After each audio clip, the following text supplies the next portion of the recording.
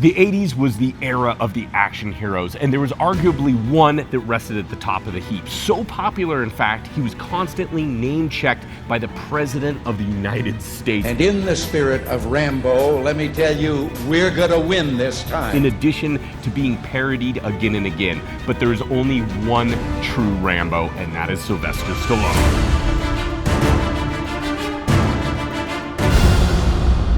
And we are going to be going through his grueling Rambo 3 workout.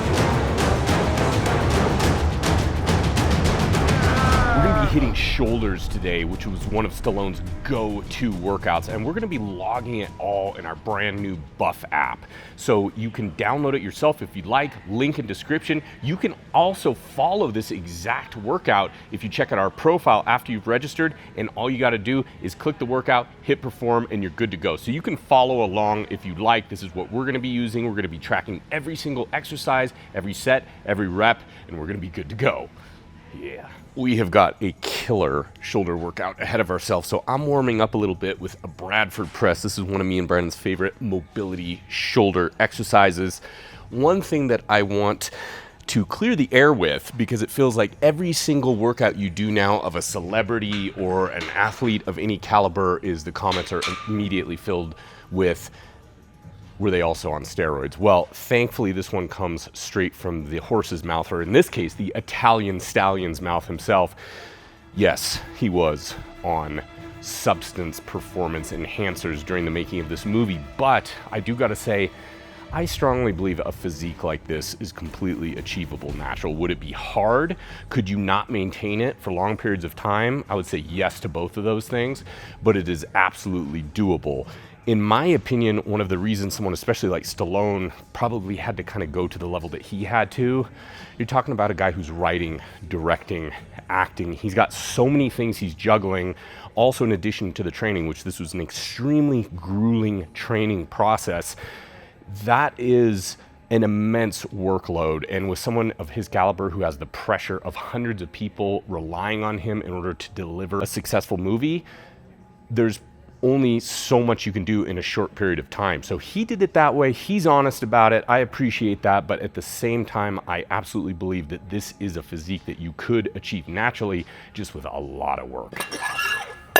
For this workout, we're not going to be breaking any strength records, but what we will be doing, which will be equally as taxing, there's going to be a lot of volume, a lot of superset, very short rest time, because we're trying to optimize our time in the gym. We're trying to get ahead of like a Stallone who had such a long day ahead of himself. So you're getting up first thing in the morning, you're getting this workout in, you're trying to make every second count. So you're going from exercise to exercise to exercise, very little rest time, again, very high volume. You're all about trying to make every second count. And that's the thing with high volume, you can go lower weights, but if you up that reps, I mean, you're kind of balancing everything out. So maybe in the beginning, those first 4, 5, 6 reps, you're like, okay, this doesn't feel too bad, I could go up. But then by the time you get to the 12th one, you're like, that was perfect. Yeah, this is Rambo 1. Stallone made like 347 Rambos, so we got a lot more sets to go, baby. Yeah.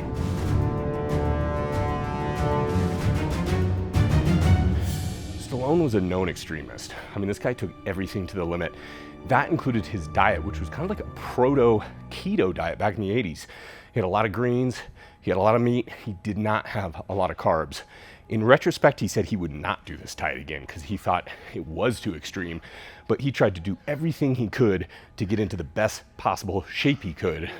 And I would have to say he got pretty damn close. The way Stallone trained is very interesting, and one of the reasons why is because he was actually trained by Franco Columbu, which is pretty cool. And you'll see that his exercises, the way he trained, was very reminiscent of a lot of those 70s bodybuilders. Franco Columbu, Arnold Schwarzenegger, Lou Ferrigno. It was all very high volume, and these exercises that we're doing today, that Stallone did, the low raises, the front raises, behind the neck presses, it's very typical of that era, which is pretty cool. And they really haven't gone anywhere in the sense of these are still very recognizable exercises. A lot of people still perform them. And that's one of the reasons why, because they're so effective. We're not done with the supersets. We're not even close. We're moving on to our second superset. It's going to be upright rows right onto the shrugs. Again, volume, short rest times. That's what we're all about today.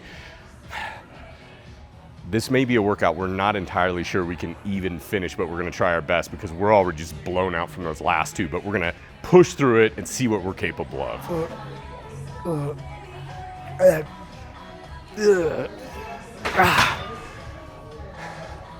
Now, the irony of Stallone training with Franco Columbu was, of course, one of Sylvester Stallone's biggest rivals in the 80s was Arnold Schwarzenegger, and one of Franco Columbu's greatest training partners was Arnold Schwarzenegger.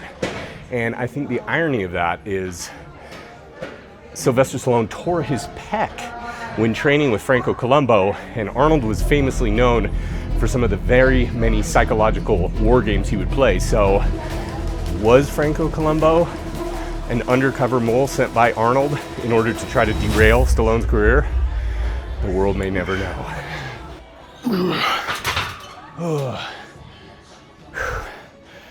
I can imagine there being some pressure on Stallone to outdo himself in each movie. You'll see in Rambo, the first one, First Blood, pretty normal, like a typical guy.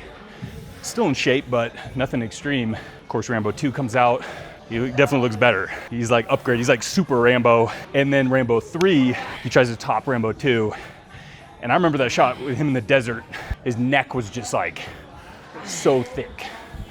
And he looked like a action figure. I think that for me is that's like peak Rambo. Can't really get any better than that.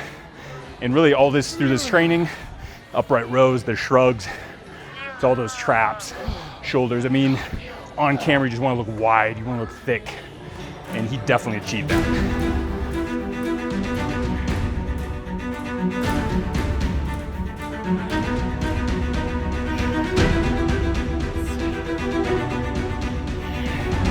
Hey, what happened to the music by Survivor? I could really use some hearts on fire right now, okay?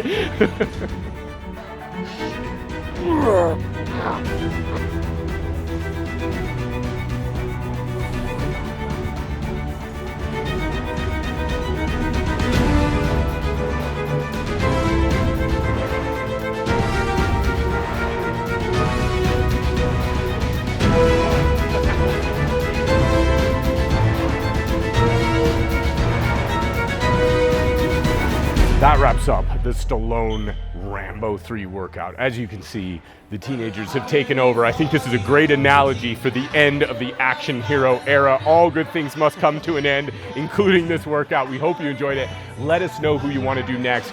We got a recommendation for Stone Cold Steve Austin. We got to see how far we can throw those ice cold beers. I mean, I'm thinking like 100 yards with a perfect catch. I don't know what about you. Let us know, and until next time, stay buff.